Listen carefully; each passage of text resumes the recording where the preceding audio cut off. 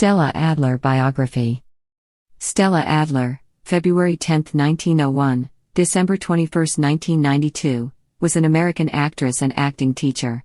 She founded the Stella Adler Studio of Acting in New York City in 1949. Later in life she taught part-time in Los Angeles, with the assistance of her protégée, actress Joanne Linville, who continues to teach Adler's technique. Her grandson Tom Oppenheim now runs the school in New York City, which has produced alumni such as Marlon Brando, Robert De Niro, Harvey Keitel, Elaine Stritch, Mulgrew, Kipp Hamilton, Lumet, and Jeff Celentano. Irene Gilbert, a longtime protégée and friend, ran the Stella Adler Studio of Acting in Los Angeles, until her death. The Los Angeles school continues to function as an acting studio and houses several theaters. Alumni of the Stella Adler Los Angeles School include Mark Ruffalo, Benicio del Toro, Brian James, Salma Hayek, Clifton Collins Jr., Herschel Savage, and Sean Astin. Early life.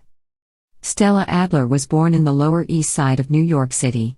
She was the youngest daughter of Sarah and Jacob P. Adler, the sister of Luther and J. Adler, and half-sister of Charles Adler and Celia Adler, star of the Yiddish theater.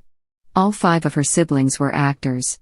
The Adlers comprised the Jewish-American Adler acting dynasty, which had its start in the Yiddish theater district and was a significant part of the vibrant ethnic theatrical scene that thrived in New York from the late 19th century to the 1950s. Adler became the most famous and influential member of her family. She began acting at the age of 4 as a part of the independent Yiddish art company of her parents. Career. Adler began her acting career at the age of 4 in the play Broken Hearts at the Grand Street Theater on the Lower East Side, as a part of her parents' independent Yiddish art company. She grew up acting alongside her parents, often playing roles of boys and girls. Her work schedule allowed little time for schooling, but when possible, she studied at public schools and New York University. She made her London debut, at the age of 18, as Naomi in Elisa Ben Avia with her father's company, in which she appeared for a year before returning to New York.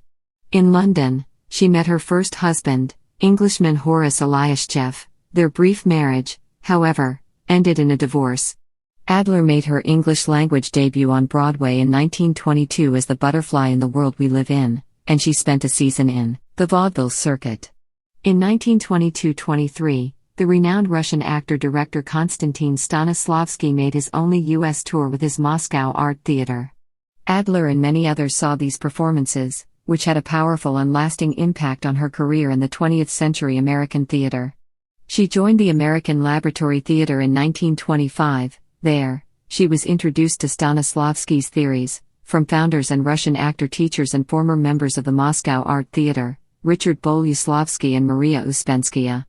In 1931, with Sanford Meisner and Elia Kazan, among others, she joined the group Theater New York, founded by Harold Clurman, Lee Strasberg, and Cheryl Crawford, through theater director and critic, Clurman, whom she later married in 1943. With group theater, she worked in plays such as Success Story by John Howard Lawson, 2 Clifford Odets plays, Awake and Sing, and Paradise Lost, and directed the touring company of Odets's Golden Boy and More to Give to People. Members of group theater were leading interpreters of the method acting technique based on the work and writings of Stanislavski. In 1934, Adler went to Paris with Harold Clurman and studied intensively with Stanislavski for 5 weeks.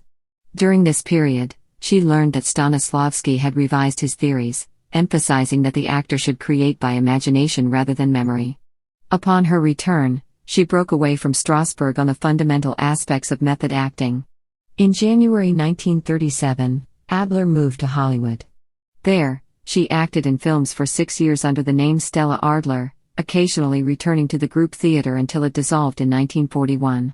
Eventually, she returned to New York to act, direct, and teach, the latter first at Erwin Piscator's dramatic workshop at the New School for Social Research, New York City, before founding Stella Adler Conservatory of Theater in 1949.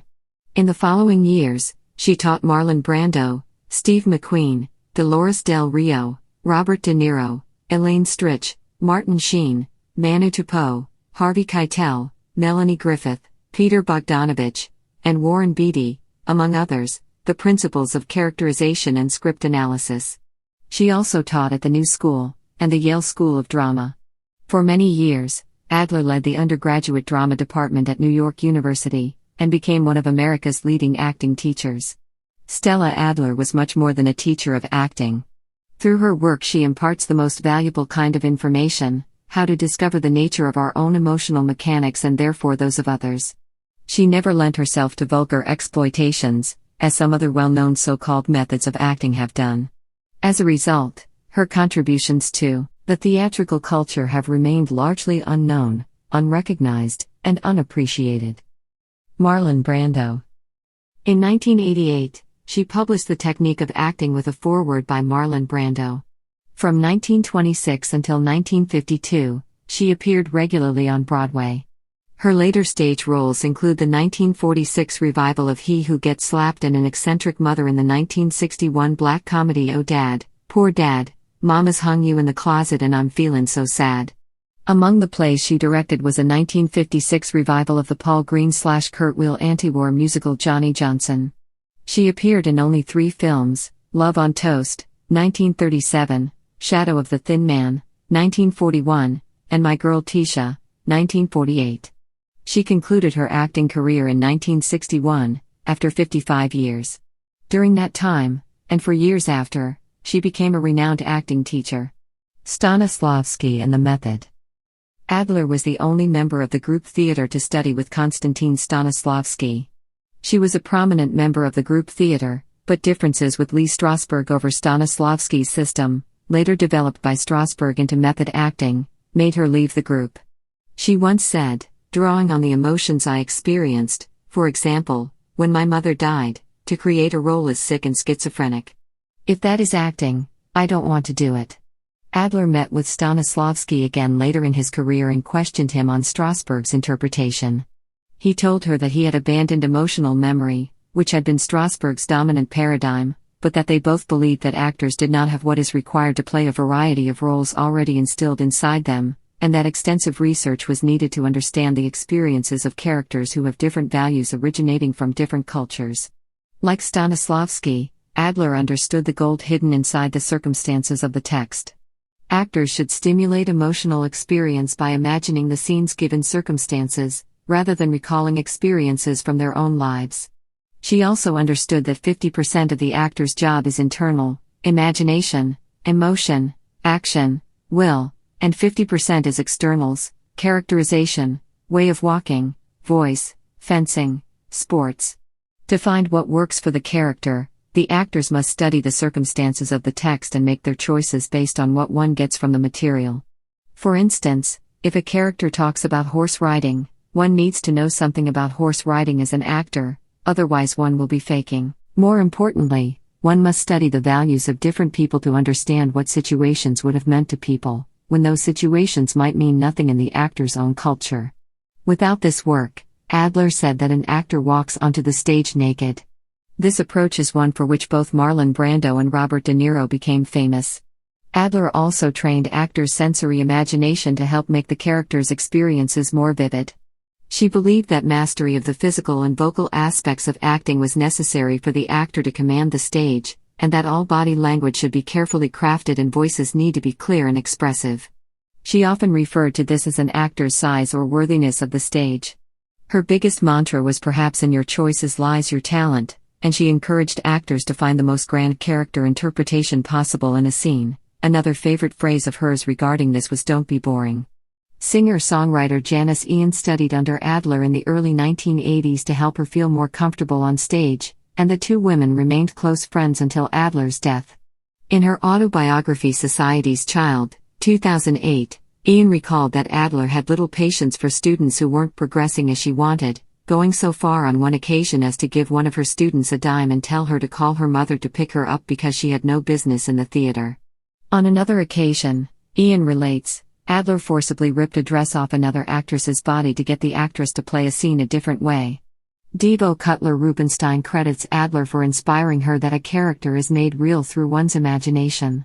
She cites a story when she studied with Adler, who slowly peeled her bra off under her clothes, while lecturing about Tennessee Williams in Los Angeles. "You listened to me, didn't you, because you were fascinated with what I was doing with my bra?" Devo says Adler insisted on the truth living in our imagination and that it was an unending pool of information and research to be accessed. Personal life. Adler was related to Jerry Adler, an actor and theater director. Adler married 3 times, first to Horace Elias Skeff, the father of her only child Ellen, then from 1943 to 1960 to director and critic Harold Clurman, one of the founders of the group theater. She was finally married to physicist and novelist Mitchell A. Wilson, who died in 1973. From 1938 to 1946, she was sister-in-law to actress Sylvia Sidney. Sidney was married to her brother Luther at the time and provided Stella with the nephew. Even after Sidney and Luther divorced, she and Sylvia remained close friends.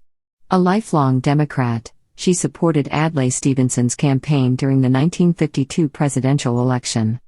Death. On December 21, 1992, Adler died from heart failure at the age of 91 in Los Angeles. She was survived by her daughter Ellen, her sister Julia, and 2 grandchildren, including Tom Oppenheim, current president and artistic director of the Stella Adler Studio of Acting in New York. She was interred in the Mount Carmel Cemetery in Glendale, New York.